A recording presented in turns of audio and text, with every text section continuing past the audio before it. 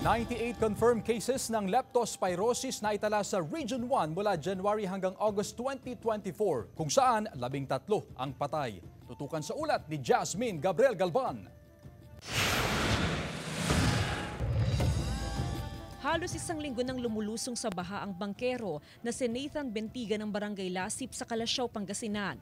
Wala siyang anumang suot na proteksyon sa paa. Hindi na rin daw kasi kakayanin pa ng bota ang taas ng baha sa kanilang lugar. Habang may kamahalan naman, sakaling siya'y bibili ng waders para isuot tuwing lulusong sa baha.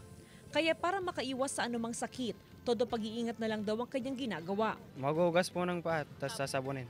Opo, pag-iingat na lang. Sa monitoring ng CHD Region 1, umakyat na sa 98 ang kumpirmadong kaso ng leptospirosis sa riyon simula January hanggang August ngayong taon.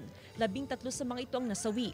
At dahil sa nararanasang pagbaha, pinangangambahan ngayon ng Center for Health Development Region 1 ang pagtaas sa kaso ng leptospirosis. Ngayon pa lang po kasi talaga nagkakaroon ng pag-ulan at pagbaha. So yung mga kaso po, we are expecting na madadagdagan pa in the coming weeks.